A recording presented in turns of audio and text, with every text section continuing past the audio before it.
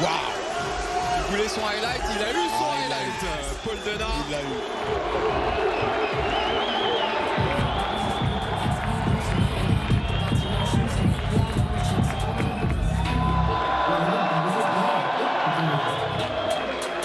Paul, félicitations pour ta victoire. Je t'avais posé la question pour faire de 13, quel chemin parcouru et tu viens de passer une nouvelle étape.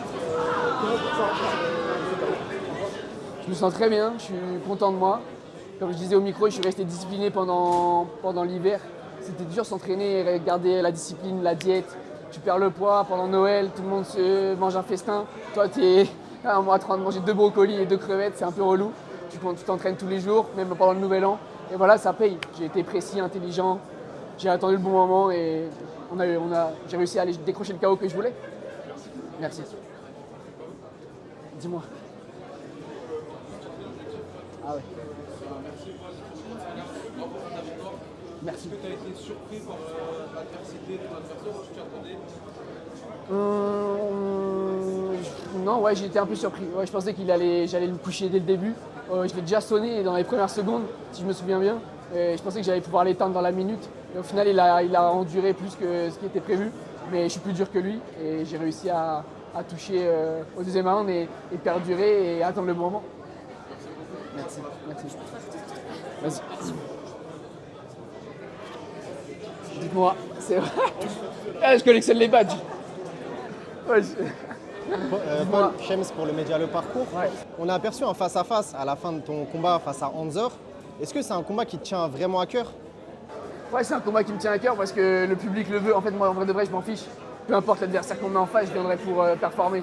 Et le public, ils attendent ce combat parce qu'il a été un peu prévendu à Ibishibra TV.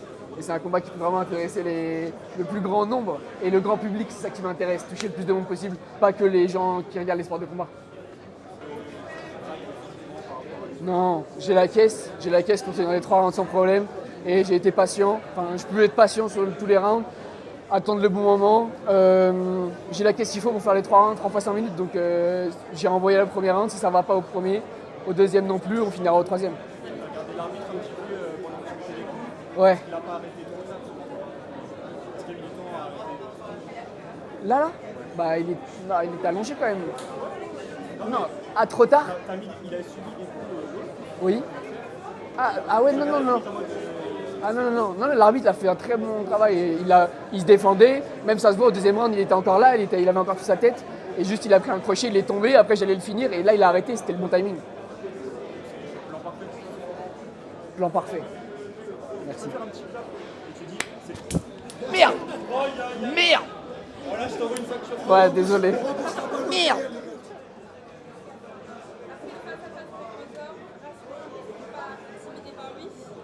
Non, pas du tout. J'ai des images dans ma tête qui reviennent tout le temps. Anzor, je le vois tous les jours devant moi parce que je rêve de l'affronter, parce que je sais que je vais l'éteindre et parce que les gens ils attendent ce combat et que ça va buzzer et j'adore ça.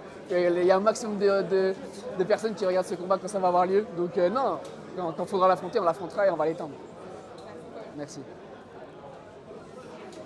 Dis-moi. Paul, tu peux souhaiter une bonne année au noyau dur? Bonne année au noyau dur, ici Paul Denard. Force les gars. Merci beaucoup. Paul, tu l'avais dit en conférence de presse, en cas de grosse performance, espérer la ceinture pour ton prochain combat, potentiellement. C'est que ce soit le cas? Ouais, complètement. Soit Anzor, soit la ceinture. C'est vraiment ce que je souhaite pour mon 4e combat chez Hexagone, c'est l'objectif. Et entre Anzor et la ceinture, tu choisis quoi? Je sais pas, les deux c'est bien, mais Anzor, en fait, Anzor, il y aura, le grand public va regarder. Et c'est ça que moi je veux toucher, le grand public, parce que je veux que le MMA il soit visionné par le plus grand nombre. Et je pense que c'est un combat qui va intéresser. Merci à toi. Merci beaucoup. Merci. Merci beaucoup à tous.